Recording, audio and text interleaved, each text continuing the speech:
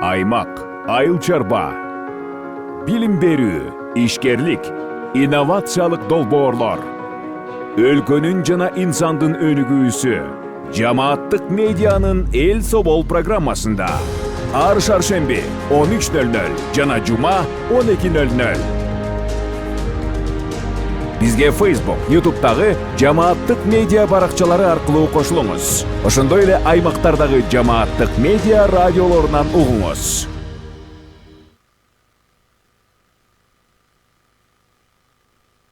Кутман күнүңүз менен көрөрман жана угарман, сиз эл собол программасын көрүп баштадыңыз. Эфирде мен Айгерим Кулатбекова алып баруудамын. Бүгүн биз балдардын тилинин кеч чыгуусу боюнча сүйлөшөбүз. Студияда мейманда эл агартуунун отличники, логопед, дефектолог, сурдопедагог Гүлнара Ногойбаева конокто. Кутман күнүңүз менен. Саламатчылык. Студияга кош келдиңиз. Алгач эле ошол балдардын тилинин кеч чыгуусу мындай көбөйүп кеткен тенденция эмнеден пайда болгонун сурагым келип атат. Муну ковид менен, телефон экран менен байланыштырып атышат негизи. Сиздин оюңузча бул эмнеден? Добрый день, саламатчылык. Ооба, негизи көбөйүп кетти да, көбөйгөндө да бир мурун бир 2 эсе 3 эсе, азыр 5-6 эсе көбөйүп кетти. Себеби анан бул бир эле Кыргызстан эмес, жер жүзү боюнча көбөйдү да. Эгерде биринчи убакта болсо биз мурун эн атасынын биринчи ушу апасынын көтөргөнү, стрессовый состояниясы, анан эркектер менен кошо бир жылдары көп ушу эмиграция болуп, Россияда иштеп жүргөн көп кыз келиндер болсо ушинтип балдары өтө начар болуп, төрөтөн да көптөр өлүп аткан ушундактар тенденция көп болгондо, азыркы күндө бул бала ушу менен ойлойм, все-таки ушул эме ковидтен кийин көбөйдү окшойт депчи санычы. Андан тышкары биздин жегенибиз, биздин басып турганыбыз. Мисалы мен өзүм деле ала турган болсо, эртең менен мен эрте туруп жумушка келдим, 5:45 келип алайын бир 15 мүнөт эрте десем, менден биринчи күтүп отурган 3-4 жаштуу бала бар да, сабакка чыйтар таңертең менен. Ушу менен анан мен үйгө 9-11 кетем. Жаштар кандай иштеп атат? Мен да күн көрбөймүн да. Ошондой эле ойлойм, ушул биздин жумушубуз, биздин жашообуз, биздин жеген тамагыбыз, биздин режим ушунун баардыгын чоң бир көйгөйдү туудурат окшойт депчи. Андан тышкары дагы бул технологиянын өскөнү абдан жакшы болуп атат, бирок ошол маалда дагы сүйлөп калган балдар дагы ой жүгүртүүсү өтө кайсы бир жерде жакшы болгону менен жана технология менен, бирок ошолордун машыгуусу басып турганы биздей болуп, мисалы мен мурун болсо балдарды үйгө кире салбай киргир десек, азыр балдарды эшикке чыгара албай калдык. Алардын кыймыл аракети аз болуп калды да. Жашынакы эле кетип барып эле орун соолун жыгылган балдар. Бул ошо крупный моториканын начардыгы, жакшы өнүкпөөнүгү болуп атат да. Ошонун баардыгын бир чоң роль ойнойбу деп ойлойм да. Анан дагы мурун көп айтчу эле, биз эки тилде болуп, ошон үчүнгө кыйналып атат балдар депчи. Акыл эси бар балдар, мисалы мен орус менен кыргыз тилин сүйлөгөндө эле сөздүн маанисин кармап сүйлөп кете берет. Энеси айта турган болсо, кыргыз болсо, атасы немис болсо, англис тилинде деле сүйлөй берет. Ал бала үчүн тилдин чек арасы жок да, границасы жок. Сөздүн маанисин түшүнөм. Азыр андай проблема эмес, бул балдардын ушул экологиянын ковидтен кийин ошо көбөйтө ала турган болсо, менин ой жүгүртүүм боюнча дагы мурун эгерде балдар грипп менен ооруса, ошо кулагынан укпай калып, бутунан, жүрөгүнөн ооруган балдар көп болчу да. Азыркы күндө жашынакай келип эле сүйлөп келаткан мисалы эле бала айтат го, жанагы прививка жасап коюп андай мындай депчи. Мисалы аутизм ала турган болсок, эгерде башында ушундай өзгөрүүлөр кетсе, бир кайсы маалда ошол күчөп, чоңоюп, анан ошонун негизинде кайра боло турган нерсе болуп атат. Жанагы ошо ковидти айта турган болсом, окуп сүйлөп кошуп калган бала эле 2 жума ооруп келип эле кадимкидей сүйлөп атат, бирок маанисин түшүнбөй калган балдар көп болуп атат. Өздөрүчү. Ушул араң мындай бир себептердин негизинде дагы үстүнө кошулуп, анан бул акылынан калган балдар көп болуп атат да, сүйлөгөн менен. Кулак уккандан кийин көп нерсени сүйлөй берсе болот, жана жаттап алган ырысты. Азыр деле мен ойлосом, жана 5-класста окуган немисче ыр жаттаган, аны айтып берип коеюн, бирок ошондо деле баарын түшүнгөн эмесмин. Азыр ойлойм, ошо балдар деле көп нерсени жаттаган менен, бирок маанисин түшүнбөй калат да. Ошол негизи азыр ар кандай диагноздар дагы акыл эсине байланыштуу, тилдик өнүгүүсүнө байланыштуу көптөгөн диагноздар пайда болуп калды. Анан аны көпчүлүк аягына чейин түшүнбөй эле ар кандай аракеттерди көрүп атышат да. Эң мындай жөнөкөй кайсы учурда баланын тили кечип атат, же ошол бир мындай коркунуч жаралып атканын кантип билсе болот? Эң биринчиден байкай турган болсок, жана акылынан кечиккен балдарды айта турган болсок, атынан чыксын карабайт көп балдар. Анан бутун учу менен чуркап, крылышке дейт айланып чуркап, машиналарын тизип алып, азыр ушундай көп нерселер байкаса болот да, өзгөчө болуп турганчы.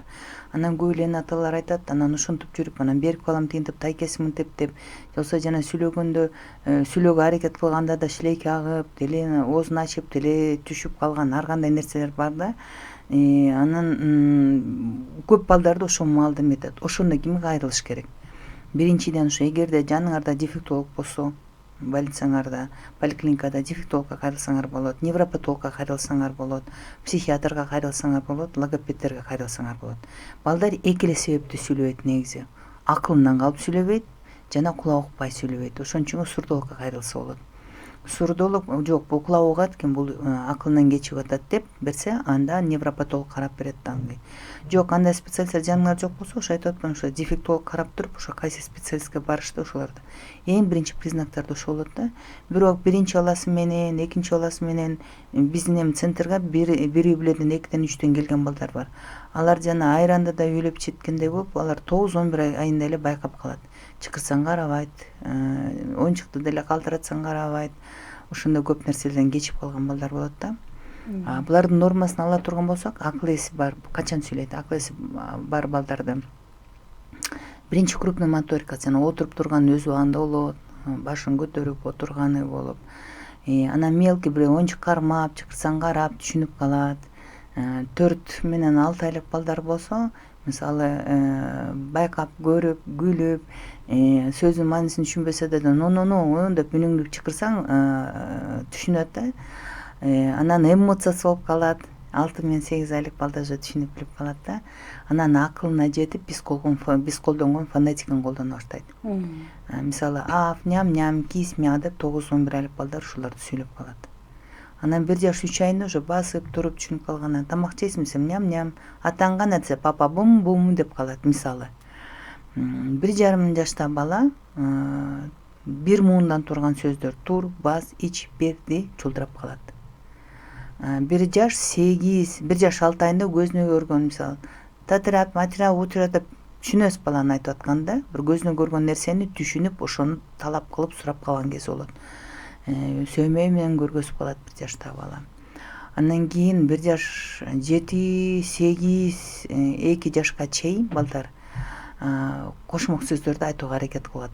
Мага бет, тамак ням, амалет тутум деп ошо сүйлөп кошмок сөздөрдү. 2 жаш 4 менен 3 жаштагы балдар сүйлөмдө 3-төн 5 сөзгө чейин сүйлөп калышат. Анан көпчүлүк учурунда ошо энаталар келет да, баарын эле түшүнүп атасыз, бир гана эле жөн сүйлөйсүз деп. Андай болбойт. Ошол компоненттин бирөөсү жакшылап бышып жетпеген үчүн бул балдары кечигет. Анан кийин жанагы эгини кылып башын тартканда бул балдар көбүнчө ошо незрелый мозг болуп чыгат. Анан незрелый мозду өзү эле зеректетпейт. Аны менен жакшы невропатологко, педиатрга барсаңар, каныңарды баарын изилдеп, мээге кислород жетип атабы, ферритин баарын карап туруп, жакшы витамин назначениясын берип туруп, 3 айда бир. Андан кийин ошо клинический бизде дефектологдор биз ичинен да бөлүнөбүз. Анын айырмасын да айтып берем. Анан иш сабак алып баргандан кийин мээ берген нерсе түшүнүп, анан ошентип мээ бышып, анан бала түшүнүп, ошо мектеп курагына жетишип калышы мүмкүн да. Бул жанагы ошо кечиккен балдарды айта турган болсок. Ушул эле жерден жана кечиккенде барып кайрылды, анан керектүү витаминдерди, дары-дармектерди жазып бергенден кийин бул жетишсиз, мисалы ал бала кайсыл жашта кечиккен болсо, ошол жашка карата кайра сөзсүз атайын мугалимдер окутуп жеткизиш керек өзүнүн жашына. Ооба. Бул мурун болсо эми баары тең эле логопед тил адисин билчү да, бирден косо эле логопедке бардычы. Биз негизи өзүбүз, мисалы мен өзүм жашым менен мурун дефектологический факультет бүтчүбүз өзүбүз. Ал жана кадимки эле филфак, бирок кыргызча, орусча, англисче окуткандай. Доктурдун деле көзү мурдун караган өзүнүн специалист бар ушул факультет. Анан эми заман өзгөрүп, тил өзгөрүп, азыр биз коррекционный педагог деп бөлүнөбүз да. Анан эл ойлойт, акыл эси болсо логопедке барат экенбиз дейт. Анан кийин кечиге турган болсо дефектолог. Жок, дефектолог бул команда. Ошонун ичинде булар менен эң кичинекей альдейка балдар менен иштеген специалисттер бар. Эгерде бала оорунуп, согунуп, жанагындай аутизм болобу, глубокое отставание болобу, көп нерсени түшүнбөсө, алар менен крупный моториканын үстүндө иштейт, чоң моториканын үстүндө. Ал жана роботтор кошо жасайт. 100 жолу, 500 жолу кайталат. Ыргыт, секир, тур деп кошо жасап, ошону анын ичинде аботерапия, сенсорный интеграция деген бар, адаптивный физкультура деген бар, кошо жасайт. Мурун мындай балдарды бул өтө эле акылынан калып атат деп дефектологдордун сабагына кирчи эмес, алынчу эмес булар. Учетко туруп 4-5ке чыкканда. Азыркы күндө бул дагы сабак келип, ошолор түшүндүрүп, отургузуп, анан бирдемкени кошо кайталап калганда, эгерде мурун эхололия деген бул деген глубокое умственное отставание болуп атат десе, ошол даражага жеткирип алып, анан кийин дефектологдор да кийинки этапка сабак өткөрүп атат да. Анан кийин бул бала түшүнүп, команданы түшүнүп, попроси, сядь, делай как я деп түмлө кошо туураганды үйрөнүп жасап калгандан кийин отуруп түшүнүп калгандан команданы. Булар менен клинический нейропсихолог деген ошо альдейкалар менен 1 жашка чейинки балада 4-5ке чыга, бирок акылы 1 жашка чейин болуп, көзүң гана, мурдуң гана, колуңду бер, пока дай пока деп ушулар эң жөнөкөй нерселерди түшүнүп калгандан маңдай тешкеге отуруп алып, анан ошолор сабак өтөт. Сабак өткөндө только оюн форматында гана болот. Ыргыткын, бергин, жыттагын, үйлөгүн деп эң жөнөкөй нерселерди үйрөтөт. Андан кийин азыркы убакта бул жекеме сабактар керек, албетте керек. Бирок булардын биринчи көйгөйү бул баланы сүйлөтүү эмес. Бул баланы ошол чоң бир коомго кошуу, өз курактуу балдарга. Анан ар бир сабакты өзүнчө эле жекеме өтөрсө, булар отурганды билбей эле тартаңдап чуркап секирип, 2 бала 3 бала кошсоң, мындай орун таппай калат бул балдардычы. Кадимкидей отуруп калгандан кийин, мисалы бизде болсо, буларды биз топторго кошобуз. Социалдаштырыш керектир. Обязательно коммуникация, социализация болбосо, бул канча сайрап сүйлөп турса дагы, бул поведенческий деп бөлүп коет да, дагы эле жекеме сабагын өтөрөт. Жекеме сабактар мындай өтө эле жакшы, бирок акчасы да жакшы. Бир бала өмүр бою антип өтүүгө болбойт. Бул деген өзү курактуу балдарга кошуш керек. Кыйын болсо дагы бул бала менен себеби ошентип балдарга кошулбаган балдар 6-7ке чыккан балдар терезеден секирип, партадан секирип, ар кандай болот да, алып жулунуп, мындай көнбөй калат да, анан көпчүлүк убакта булардан баш тартышат. Анан энаталар кайда барарын билбейт. Менин балам баарын билет, бир гана эле поведенческий дейт. Ошон үчүн түшүнүп билип отуруп калгандан кийин эле балдардын арасына кошуш керек. Бул балдарды анан билип, түшүнүп, сүйлөп, балдар менен көп иш алып барып калгандан кийин гана анан бул балдарды анан логопед анан алат, тил адиси. Ага жетиш үчүн самолет кайда учат, самолет ичинде ким учат десе, анан кийин көзүң гана, мурдуң гана билбеген баланы анан сразу логопед бул туура эмес. Сөздөрдү жаттап алганга болот, бирок өзүнүн ой пикирин айта албай калат. Түшүнүүгө пайда болбойт экен, да? Жана картада эле машина, шапка, тетрадь, ручка деп берет, бирок я хочу в туалет, я хочу пить, иди ты сама деп эң жөнөкөй сөздөрдү сүйлөй албай калат балдарчы. Ошон үчүн угуп көргөн, түшүнгөн баланы түшүнүктүн үстүнөн алып иштеш керек. Себеби угуп көргөн бала сүйлөйт, бирок сүйлөгөндө ошо акыл менен сүйлөш керек да. Ошонун үстүндө.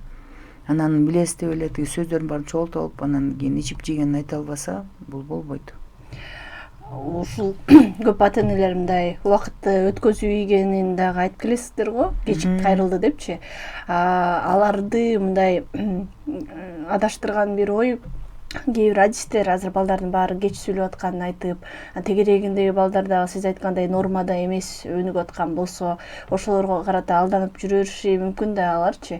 Демек, мисалы 1 жашында өзүнүн жашына жараша сүйлөө өнүгүүсү өнүкпөй жатса, акыл эсинде дагы толук өнүгүү болбой жатат деп түшүнүш керекпи? Ооба. Сүйлөө бул аягында эле да, жана крупный отуруп турган нормага келсе, кармалап, ыргытып, секирип, мелкий моториканы пластилин менен иштеп, качы менен иштеген, качы менен мындай балдарды иштеш да канча кыйын. Ушунчалык небезопасно, бирок ушунчалык кыйын да. Андан кийин барып, өзү түшүнүп, билип, оюн айтып калгандан кийин, анан бул жана башыңа тажы кийскенде эле, корону кийскенде бата-бата чолдурап туруп эле сүйлөп кетет нормотипичный балдарчы. Мисалы, сиздин менин артыман ким чуркап коюптур? Өзү эле кете турган нерсе. Анан сөз кечиксе, бул баланын ошо берки компоненттерин да аягына чейин бышпай калганы. Жана барго, эми такай эле басып жүрүп эле чалынып жыгылат дегенде. Ушул да бала көтөрүп төрөгөндө кыйналып калган бала, ошо крупный моторикасы. Мындай грубо айта турган болсомчу, өтө мисалы, ДЦП бала, колу менен тиги бала болсо, колу менен иштеген билбеген бала бул эч качан барып мындай жашылап отуруп турган бала кол менен иштете албайт да. Крупный моторикасы жок да. Анан мелкий жок болот бул баланыкы. анан ой жигиртиси ошон үчүн жана дизартрия ошонун баардыгы ошондон болот да. Жана шилекейдин акканы, мышцанын эметкени бул поэтапный да. Анан мисалы еще крупный моторикасы ошон үчүн эмне үчүн берип атат, жана айтып атпаймынбы? Мисалы мен өзүм эле неберемдичи азыркы күндө келиним эмне кылды, атайын алып барып сабак алып барып атат. Себеби ошол эле садикте эртең менен кетет, кечинде келет. Баягыда чоң площадкалар жок, канча сонун садик болгон менен. Анан баары тең эле окуганы менен бул бала секириш керек, чуркаш керек. Атайын сабак алып барып берип атты, ошо мындай крупный моторикалары жакшы болсун деп. Акыл эси бар жашнакай эле балдарды. Анан биз атайын деле бир жак барбайбыз да, мисалы. Игровой барганда тердеп бышканы менен атайын жанагындай уюштурулгандары жок да. Керек болуп атпайбы? А жана кечиккени ошо ойлойм да, ошо эне аталар болсо жана патистерге кайрылса алар айтат эле да, бирок көпчүлүк убакта ошо эне аталар келет. Сонун деген, жакшы деген болчу, баардыгын кечип атат деп невропатологдор айткан деп, ошонун негизинде убактысын кетиргендер да көп болгон да.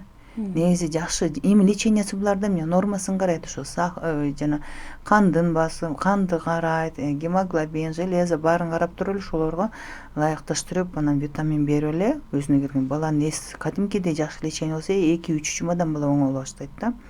Ошонусу эле нормага келтирип берет. Анан кийин иш алып барыш керек, уюштуруш керек баланы, ошо менен бала кетет. Жанагындай өтөн кечиккен балдарда, аларды айтып атпайм, алардын да өзүнүн сабактары бар. Анан кечип калып эле анан эми бала антпай атат, мынтпай атат, мээси жакшы бышпай атат деп 3,5-4 жашка чыкканда анан психиатрга жиберип коет. Ошого жеткирбей балаңар ошондой экенин көрдүбү, аны аракет кылыш керек. Жана да айтып кетпедимби, жанагы 1-2 баласы болуп калгандар 9-10 айлык балдарды билет депчи. Алар эң жөнөкөй да, мисалы мээ кантип эметет. Мээ кантип түшүнөт, мына жакынкы жерде туалеттен бирөө чыкты, суу шалтырады, туалеттен бирөө келди деп эшикти жолбос үйдө отуруп, жана айыл киши бар го, күйөөсүнүн машинасынан өйдөп элет, кычылдатып тейдактан келет анан. Ошо суховой память дейт да, развитие сухого восприятия. Ошону бала түшүнүш керек. Ошону түшүнбөгөн бала көп нерсени түшүнө албай калат да. Ошон үчүн биринчи бала түшүнүп, анан тил чыгыш керек да, негизичи. Анан ошону мисалы калдырат, бүтүрсө карайт, а өзүң абав десең түшүнбөйт. Бул фонетиканын түшүнбөкчүсү болот. Ошентип эле текшерип коет да, калдыратып шалтыратып бала источник звука издей баштайт. А эгерде андай реакция жок болсо, бул менин бышпаганы болот. Крупный моторикасында эч кандай көйгөй жок, анын баскан турганы, секиргени баары жайында болсо, кээ бир сөздөрдү айтса түшүнгөндөй көрүнөт да, кээдечи ошо ата-энелер түшүнүп атат деп эле ойлошот го. Ушул учурда мындай тилден эле калып атканы кайсы учурда болот же андай болбойбу? Невропатологдун диагноздору бар да, ЗР дейт, задержка речевого развития, анан ЗПР дейт. Вот ушул жерде мисалы 2 жашта бала келсе, мисалы 2 жашта бала келсе, көзүн гана, мурдун гана деп, мынакей саат тегерек тартып көргөзүп берип, анан ит эмне жейт десе, сүйлөбөй туруп баарын көргөзүп берсе, анан могу тегерек гана көрдүңбү, бул тегеректи эмне аласың десе, ал күн тартып койсо мисалы, бул ошол ЗР болот. Анан ошол эле бала 4 жашка келип, анан кийин тегеректи же болбосо 4 бурчту берсем, ал эмне экенин түшүнбөсө, же болбосо бул эмне деп ит мышыкты көргөзсөм, жок сиз антип сурабаңыз, мисалы атасы отурат, сиз кис мяу десеңиз, балам үчүн кис канакей, мяу канакей дейт. Кис мяу бул 9-11 айлык баланын акылы да. Ошентип билинип калып атпайбы баланын кечиккеничи. Бир эле суроо, бирок 2 башка. Анан ЗР балдар болсо, задержка речевого развития. Булар алар деле кечиккен, бирок алар жеңилирээк болгондо булардынчы поражениясы. Анан буларга болсо жакшы жанагындай эле жакшы лечение кылып, подпитка мозга кылып 2 жолу эле сынтырып алам, 3 ай кылып туруп. Андан кийин булар менен иш алып барсаң, булар 3 ай менен 6 айдын ичинде сайрап кетет, сайырмак турмак. Үйдө каякта жатат, ким эмне кылды, баарын ушактап сүйлөп, баарын тынып кетет аларчы. А биздин балдар сүйлөгөн менен кайталай берет. Бирдемкени айтымыш болот, бирок мазмуну жок. Жана мазмуну жок адамдар го, тегереңерде бар го. Жумуш кылсаң жасай берет, көргөн кыла берет, бирок анекдот айтсаң түшүнбөйт, фразеология айтсаң түшүнбөйт, кашыктасаң түшүнбөйт, логикасы иштебейт. Ошолордун баардыгы жана негизи эле мектептеги силердин менин классымда окуган двоечниктер китеп көчүрөт, түшүнбөйт, китеп окуп берет, түшүнбөйт. Өмүр бою өзү теңдүү балдарды ушу кубалап жүргөн кези болот да алардыкы. Анан сүйлөгөн күндө да ошентип калат. Ошон үчүн жакшы эле лечение кылып, комплексный занятие өтсө, бул балдар дагы өсөт.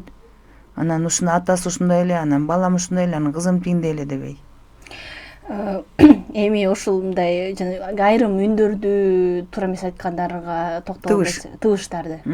Кээ бир мисалы р бар, бирок л жок. Кээ бир мындай тыбыштар бар болот, кээ бири жок болот го. Ушул учурда эмне кылыш керек?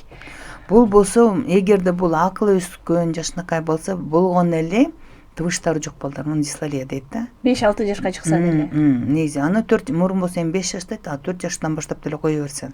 Алар сайраган балдар, болгону эле тыбыштары жок. Негизи дети с сохранным интеллектом, акыл эси барлар. Эң жок тыбышы бул болгону эле 8 болот. Булар СЗЦ, ШЖЧ, ЛР сонорный деп коет, 8 болот. Анда санда гана К менен Г жок болот булардачы, анда санда. Ошондо да ойлонуш керек, эмне үчүн жок деп. Себеби К менен Г жана бала чалкасынан альдейкесине жатканда жөтөлгөндө эле тил артка кетип КК, анан ГГ, кок деп калган ошол 5-6 айлык балдардыкычы. Эмне үчүн чыкпай жатат, бул мындай уже бул вопрос болуш керек да, суроо болуш керек. Анан кийин мисалы СЗЦ, ШЖЧ бул 4төн өтүп чыга турган тыбыштар. Эгерде чыкпаса, бул тыбыштарды эң жөнөкөй эле коюп койсо болот. Бирок бул тыбыштарды койгондон кийин айырмалаганды билиш керек. Тыбыш коюп атканда эле сын айтып, анан шын айтып калса жок, энеталар жок болуп кетет. Анан кайра мектеп курагына келгенде кайра келет. Айткан менен анан жакшы эле айтабыз, бирок мындай сөздөрдө эле башкача болуп калат, диктантыбыз начар болот деп. Азыр мына 1-класстын жарымын өтүп калды да. Балдар уже тиги слоговой диктант дейт, уже сөз жазып, мундап жазып калды, ошол келген кези болот. Бул мындай да, мындай мисалы сыны койдум, шыны койдум. Андан кийин бул различать эткен Саша, Сушуну айырмалап билиш керек балам.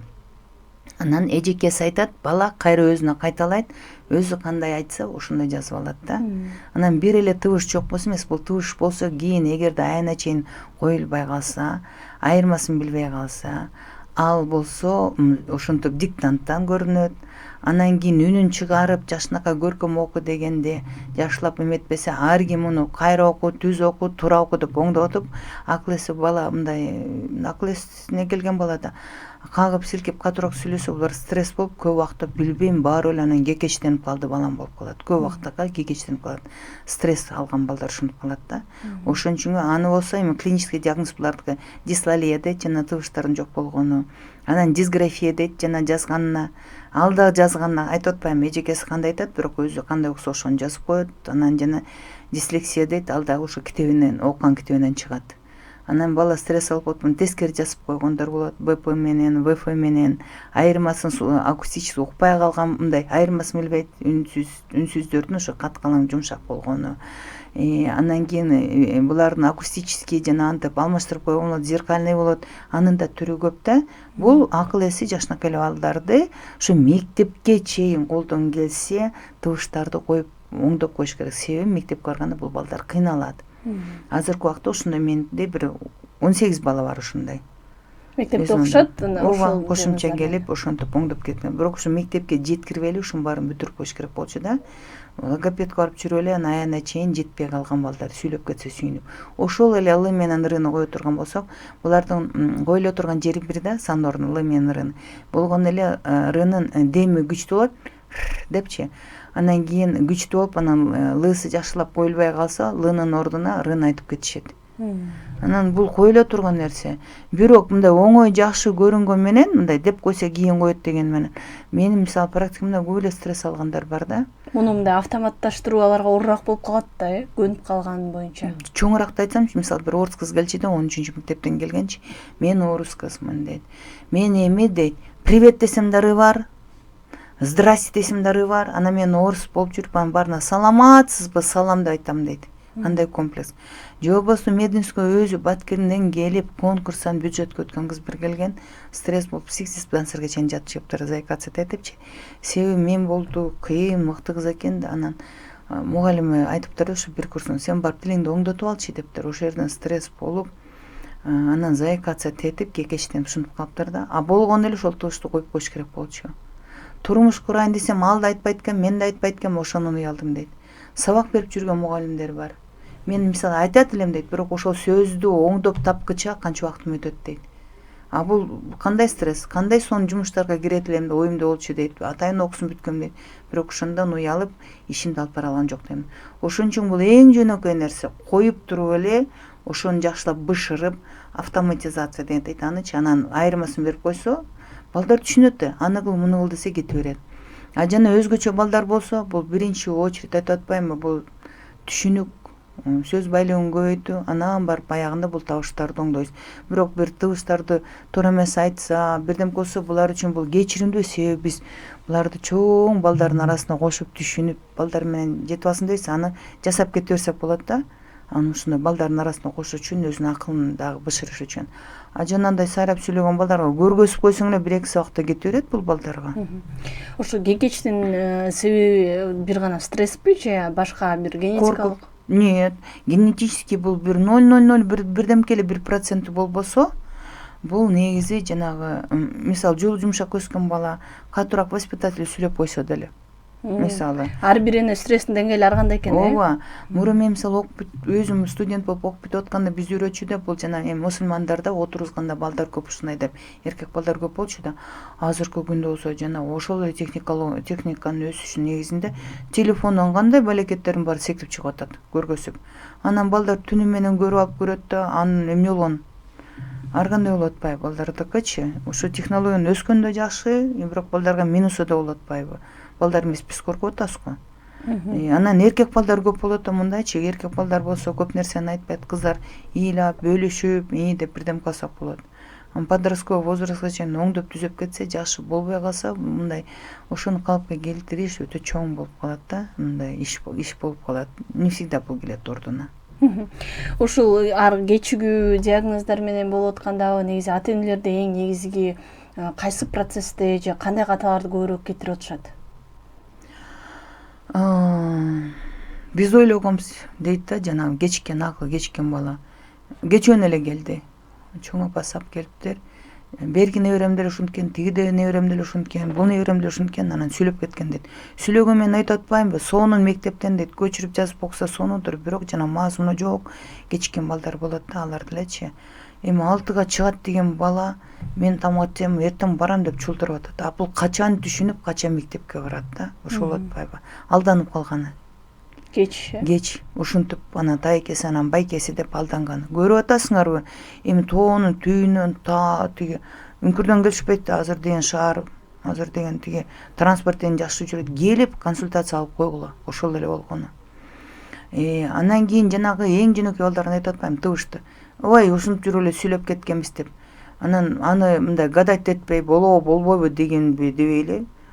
Тил адиси азыр абдан көп айтып атпаймынбы, быйыл даже мына жаңы эле айтып атпадым эле сизгечи, мисалы, мурун логопедия 15-20 кишини кимден табасыз десе, быйыл мисалы мага келиптир.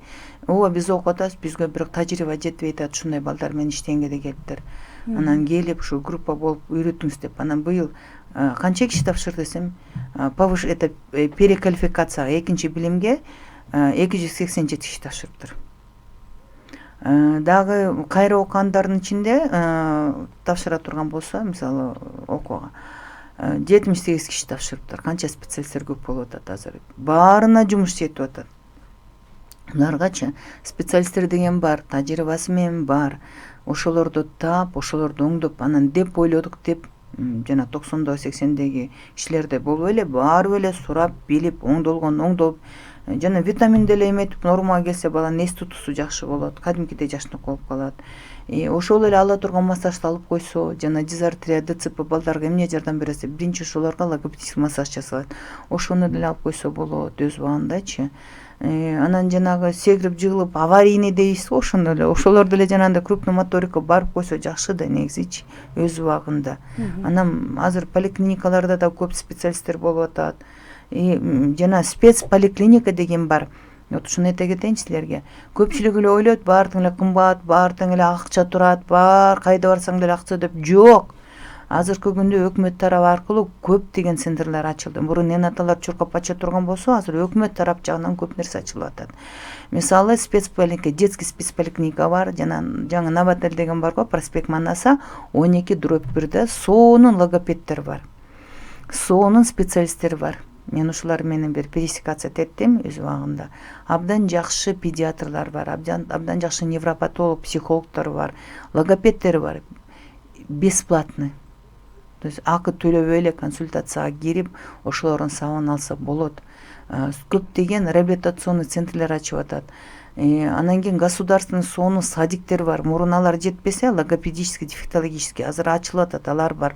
Болгон эле деп ойлодум дебей жетип очередке туруп, специалисттерден өтүп койсоңор, мунун баары тең 5 кол тең эмес да. Издегендер бар, бирок эгерде шартыңар жок болсо, хотя бы ошолорго жетип туруп очередке туруп койсоңор, алардын дагы чоң пайдасы тиет бизгечи. Анан эмне жана частниктердин баары тең эле өздөрү төрөлүп, өздөрү билип калыптыр. Алар деле өз убагында государственный окуу жайын бүткөн, алар деле ошо мекемелерден практиканы өткөн, анан барып тажрыйбасы менен бөлүнүшүп чыгып атат да. Бирок буга чейин да болгондо жок эмес, бир гана эле болгон аракетти кылып коюш керек. Бизге бөлүнгөн убакыт соңуна чыгып келатат. Ошо эфир соңунда эң негизги бир алдын алуу чараларын айтып берсеңиз, ошол сиз айткандай кечигип калып, жар кандай каталарды кетирбеш үчүн эң алгач негизи эмне кылыш керек? Телефон бербеш керекпи же кандай кылыш керек, ошолорду айтып берсеңиз жыйынтыктайм. Эң биринчи айтарым, бул жаш жигит менен кыз сүйлөшкөндөн кийин мурун ушу биз убакта ушундай болчу да, заявление берерден мурун анализ берчи. Несовместимость деген болот ар кандай да. Поэтому ойлоймун, эгерде турмуш кура турган болсо, анализдерин берип, оңдоп түздөп, анан кыз келин күйөөгө бара туруп, анан эне болом десе, өзүнүн биринчи даярдаса да.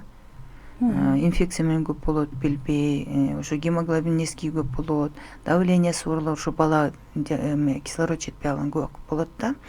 Ошолорду алдын ала аракет кылса, анан кийин эгерде боюна бүтүп бала болгондон кийин анда жакшылап учетко туруп, өзүнүн баарын нормага келтириш керек. Апа боло турган болгондон кийинчи, анан өзү давление болуп атса, өзүнүн каны жетпесе, каны жетпеген келиндер, мисалы ичинде жаткан балага кислород жетпейт. Ал уже түйүндүгүнө жатканда эле кислород жетпейт бул баланын. Мээси жакшылап өрүчпөй калат, ала турган болсо. Андан кийин бала жашына төрөлгөндөн кийин жашнак учетко туруп педиатрдан байкаш керек. Анан бирок мындай проблема болуп калгандан кийин азыр особенно Бишкекте чоң шаарларда Ошту, азыр Наурун Талас бардык жерде эле азыр жакшы специалисттер бар. Барып көрүнүп учетко туруп болушунча аракет кылыш керек балагачы. Эгерде жанагынтип мен айта турган болсок, бала төрөлүп 1 жашка чыгып жанагындай чыкырсаңар карабай жатса, анан ойлойт, ой мен балам сону мону тизгенди билет. Жок, бул эң биринчи признактар. Жана тизип, улам эле бир эле оюнчук менен ойноп жатса, тизип жатса, же болбосо бутун учу менен, же болбосо кулаган жеп, же ушул көптөгөн признактар булардынчы. Ошолордун баарын байкасаңар, дагы чала уккан балдар болот, укпай калган балдар болот. Оозуңарды карап сүйлөп аткан оозуңарды караса, ошонун баары болгондо эле ошо специалисттерди таап көргөзүп койсоңор эң жакшы. Анан көп убакытта мындай болгондо, эне аталар мындай айткандан, сунуш кылгандан уялып, көңүлүн калтырып алат деп, анан ушу биздин центрге келип, кошуналар биздин центрге келип туугандар табышкандар күндөр болгон. Ошон үчүн уялбагыла, жаштыклат, билбестик, айтып койгула, жетип койсун, барып койсун, бул мындай болгон эле бир аракетти да. Ошо жаштарга да, анан жаштарда көп нерсесин билбесе, ошо алсандар бар, эжелери бар, кайненеси бар, энеси бар, айткыла. Анан калтырбагыла, азыр баягыдай эмес, эмне деп ойлойт деп. Андан көрө бир ойлойттур, бирок бир барып көрүнүп койсун. Айткан киши болгон жок дегендейчи. Анан баарыбыз аман эсен бар бололук. Балдарыбыз биздин келечеги болгондон кийин аман эсен ден соолукта бололук. Буюрса мына жаркыраган жаңы жыл келет экен, жылыбыз жакшылыктап келсин, токчулуктап келсин, молчулуктап келсин, ден соолукта бололук. Балдардын ден соолугу бул биздин Кыргызстандын боло турган келечеги. Анан колдон келсе ушул баарысынан өзүбүз иштели, өз билген ишибизди эле туура алып барсак, бул ойлойм бир чоң салымыбыз да биздин кылган. Себеби быйыл ойлойм көп жакшы иш өкмөт тарабынан болуп атат. Бизден болгон эле ар ким өзүнүн ордунда туруп, өзүнүн ишин туура алып барыш керек да. Чоң рахмат сизге, убактыңызды бөлүп угармандарга пайдалуу маалыматтарыңыз менен бөлүшкөнүңүзгө ыраазычылык билдиребиз. Ата-энелердин эсине сала кетейин, сиз менен дагы мурда болгон эфир бар. Бул балдар бир гана телефон менен эмес, оюнчук менен ойнош керек, баланын өнүгүүсү, тилдик өнүгүүлөрү боюнча. Эгер кааласа, ошол эфирди дагы ата-энелерге көрүүнү сунуштайбыз. Сизге ыраазычылык билдиребиз. Урматтуу Жамааттык медианын көрөрманы жана угарманы, сиз Эси болуп программасынын кезектеги көрсөтүүсүн көрдүңүз. Бул жолу биз баланын тилинин кечигүүсү боюнча эл агартуунун отличниги, логопед дефектолог, сурдо педагог Гүлнара Ногойбаева менен сүйлөштүк. Эфирди мен Айгерим Кубатбекова алып бардым. Кайрадан эфир аркылуу амандашканча саламатта туруңуз. Аймак, айыл чарба, билим берүү, ишкерлик, инновациялык долбоорлор, өлкөнүн жана инсандын өнүгүүсү жамааттык медианын эл собол программасында ар шаршемби 13:00 жана жума 12:00. Бизге Facebook, YouTube'дагы жамааттык медиа баракчалары аркылуу кошулуңуз. Ошондой эле аймактардагы жамааттык медиа радиолорунан угуңуз.